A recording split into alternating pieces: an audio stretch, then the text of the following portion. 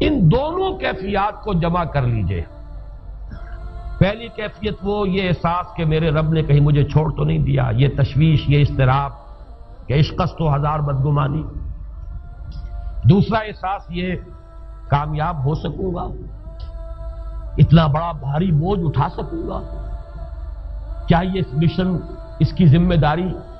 میں ادا کر سکوں گا؟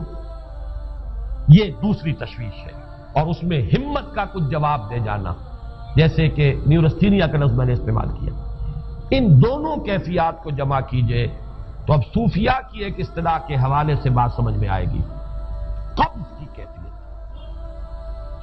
شدید قبض کی کیفیت تھی محمد الرسول اللہ صلی اللہ علیہ وسلم پر، جس میں کہ یہ سورہ مبارکہ نازل ہوئی ہے آپ کی دلجوئی اور تسلی کے لیے۔ اس کے لیے ذرا تھوڑی سی وضاحت مجھے کرنی پڑے گی۔ دیکھیے، انسانوں کی اکثریت تو ان پر مشتمل ہے جو بے حس ہوتے ہیں اور غبی ہوتے ہیں، جو ہو جائے ڈھیٹ انسان، کسی چیز کی کوئی خاص، بس اپنی فکر ہے، اپنے بطن اور فرج کے تقاضے ہیں، مال جمع کرنا ہے، اس سے آگے کوئی اور فکر نہیں، کوئی سوچ نہیں، کوئی احساسات نہیں۔ کسی کے دل پر کیا بیت رہی ہے ہمیں کیا، وہ جانے۔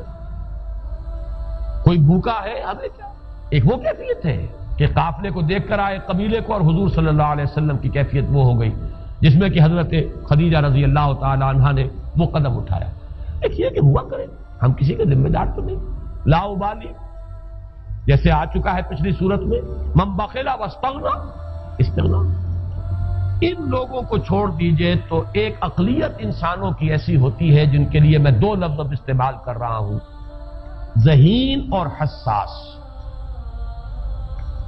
ذہین اور حساس لوگوں میں قبض اور بسط کی کیفیت، یہ مختلف سائیکلز ہیں جو آتی رہتی ہیں۔ کبھی طبیعت میں پشمردگی ہے، دل بجھا ہوا سا ہے، کچھ نا امیدی سی ہے، خود اپنے اوپر اعتماد کی کمی محسوس ہو رہی ہے، مجھ میں صلاحیت نہیں ہے، میں کچھ نہیں کر سکتا، اب تک جو کچھ کیا اسباب بھی ہے، امنگ بھی ہے، امید بھی ہے، روشن پہلو نظر آ رہے ہیں۔ قبض کی کیفیت میں تاریک پہلو نظر آتے ہیں، مایوسی کے پہلو نظر آتے ہیں، پیسیمزم کی کیفیت، اور یہ جو بسط کی کیفیت ہے اس میں روشن پہلو۔ دیکھو یہ بھی تو ہے نا، آخر یہ بھی تو ہوا ہے، اور بھی ہو سکتا ہے، آخر اب تک میں نے یہ کام بھی تو کر لیا، آگے بھی مشکل آسان ہو سکتی ہے۔ یہ دو کیفیات ہیں قبض اور بسط کی، جن کو کہ صوفیاء کرام نے یہ اصطلاحات، یہ عنوان دیے، قبض اور بسط۔ جتنی انسان کے اندر حساسیت کی کیفیت زیادہ ہوگی، ذہانت زیادہ ہوگی، اتنا ہی یہ جو ویوز ہیں اس کی ایمپلیٹیوڈ زیادہ ہوتی ہے۔ کم ذہین انسان ہے، کم حساس ہے، آئیں گے تو صحیح ہے، لیکن یہ کہ وہ ویو جو ہے اس کا ایمپلیٹیوڈ جو ہے اس کے اندر اوپر اور نیچے کی کیفیت زیادہ نہیں ہوگی، لیکن جتنا یہ معاملہ بڑھتا ہے یہ جو ویو ہے اس کی ایمپلیٹیوڈ بڑھتا چلا جائے۔ لیکن نارمل انسان کا معاملہ یہ ہے کہ یہ حدود کے اندر رہے، اسی کی ایک کیفیت جو ہے ایب نارمل جب ہو جاتا ہے، یہی ہے جو جدید ہماری جو سائیکولوجیکل میڈیسن ہے اس میں اسے مینیکس ڈپریسو سائیکوسس کہا جاتا ہے۔ مایوسی ہوئی تو اتنی ہوئی کہ جیسے کمر ٹوٹ کر رہ گئی، اور اسی ڈپریشن میں ہوتی ہیں خودکشیاں، خودکشی کر جاتا ہے ڈپریشن۔ کچھ روشن پہلو نظر ہی نہیں آ رہا، کوئی امید کا پہلو نظر ہی نہیں آ رہا، کوئی صورت نظر نہیں آتی، کوئی امید بر نہیں آتی، کس طرف جاؤں، کدھر دیکھوں، کسے آواز دوں، اے ہجوم نامرادی، دل بہت گھبرائے ہیں۔ اور جب آدمی محسوس کرتا I can't face these realities، یہ commits suicide۔ یہ اور جب کیفیت ہوتی ہے انشراح کی تو آدمی خوب بھاگ رہا ہے، دوڑ رہا ہے، امنگ ہے، محنت ہے، دوڑ رہا ہے، امیدیں ہیں، اب ہر چیز کا روشن پہلو نظر آ رہا ہے۔ عجیب ہے یہ،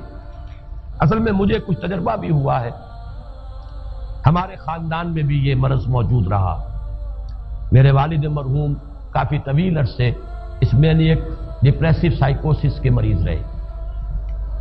کچھ ہوتا ہے یہ معاملہ، ویسے بھی شاید ہمارا خاندان جو ہے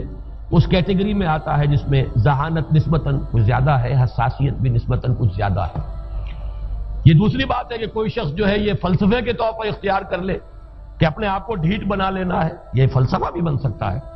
لیکن یہ ہے کہ اگر آدمی چھوڑ دے اپنی طبیعت کو تو یہ دونوں کیفیات آتی ہیں۔ انہی کیفیات میں اگر یہ جو اپورڈ اینڈ ڈاؤنورڈ موومنٹ ہے یہ ایک حد سے نکل جائے تو یہ بیماری ہے مینیک سائیکوسس، مینیک ڈپریسو سائیکوسس۔ اس میں جب آدمی ہوتا ہے وہ اپر کیفیت میں تو اس کے اندر بڑی عظیمت ہے، روشنی ہے، امید ہے، لوگوں سے گفتگو کر رہا ہے، حق بول رہا ہے، خوب جو ہے محفل کے اندر، اب وہ محفل میں اسے دلچسپی محسوس ہو رہی ہے اور اسے ہر چیز کا روشن پہلو نظر آ رہا ہے، خود اپنے وجود کا بھی روشن پہلو، دوسروں کے وجود کا بھی، دوسروں کی بات میں سے بھی وہ اچھا پہلو تلاش کریں گے، وہ برا پہلو تلاش نہیں کریں گے۔ جب دوسری کیفیت ہے ڈپریشن کی، ہر ایک کی بات میں کوئی برائی نظر آئے گی، کوئی اس کی نیت کا فطور ہے، کوئی فساد ہے، کوئی یہ جو ہے بدنیتی کے ساتھ یہ بات کر رہا ہے، کوئی خیر کہیں ہے ہی نہیں، برائی ہی برائی ہے، مایوسی ہی مایوسی ہے، بدلی ہی بدلی۔ یہ ہے در حقیقت وہ کیفیت، اس کو غالب نے بہترین انداز میں تعبیر کیا ہے۔ ذہین اور حساس انسانوں میں ان کی جو ترقی ہے وہ انہی مراحل سے ہو کر گزرتی ہے، اور ہر ڈپریشن کے بعد، ڈپریشن میں اس سینس میں استعمال نہیں کر رہا یعنی بیماری کی حد تک پہنچنے والی ڈپریشن نہیں، صرف قبض کی حد تک پہنچنے والا معاملہ۔ ہر قبض کے بعد جب بست آتا ہے تو آگے ترقی ہوتی ہے، جس کو آپ کہتے ہیں بائی لیپس اینڈ باؤنس، آدمی جو ہے چھلانگ لگاتا ہے، گویا کہ ایک درجہ جو پہلے تھا اس سے آگے درجہ انسان کا جو ہے اس سے بلند تر پوزیشن پر انسان پہنچتا ہے۔ ہر قبض کے بعد جو نیا بست آتا ہے وہ ایک نئی کیفیت، نئی شان، نئی بلندی، نئی رفعت لے کر آتا ہے۔ اس کو غالب نے تعبیر کیا ہے بہت خوبصورت انداز ہے، رکتی ہے میری طبع تو ہوتی ہے رواں اور، یعنی شاعر بھی کبھی ایسا وقت آتا ہے شعر جو ہے اس پر نازل ہی نہیں ہو رہا، شعر نہیں کہہ پا رہا، طبیعت میں رکاوٹ سی ہے، بندش سی ہو گئی ہے، کوئی کلام موضوع ہو ہی نہیں رہا، لیکن پھر جب یہ کیفیت جو ہے بدلتی ہے اور جب پھر بست کی کیفیت آتی ہے، رکتی ہے میری طبع تو ہوتی ہے رواں اور، پھر اس کے اندر ایک جولانی نئی ایک کیفیت جو ہے انشراح کی، وہ ایک بالکل نئی کیفیت، نئی شان کے ساتھ۔ یہ ہے وہ معاملہ جو ان آیات مبارکہ کے پس منظر میں ہے۔ اسی لیے اب میں آپ کو اس کا حوالہ دے رہا ہوں، تفسیر مظہری میں قاضی ثناء اللہ پانی پتی رحمت اللہ علیہ نے بہت عمدہ بات فرمائی ہے کہ حالت قبض اگر کسی شخص پر طاری ہو تو اس حال میں اکسیر کا درجہ رکھتی ہے یہ سورہ مبارکہ، اس لیے کہ یہ نازل ہوئی ہے محمد الرسول اللہ صلی اللہ علیہ وسلم پر اسی حالت قبض میں۔ وَالضُّحَىٰ وَاللَّيْلِ إِذَا سَجَىٰ مَا وَدَّعَكَ رَبُّكَ وَمَا قَلَىٰ وَلَلْآخِرَةُ خَيْرٌ لَكَ مِنَ الْأُولَىٰ وَلَسَوْفَ يُعْطِيكَ رَبُّكَ فَتَرْضَىٰ أَلَمْ يَجِدْكَ يَتِيمًا فَآوَىٰ وَوَجَدَكَ ضَالًّا فَهَدَىٰ وَوَجَدَكَ عَائِلًا فَأَغْنَىٰ۔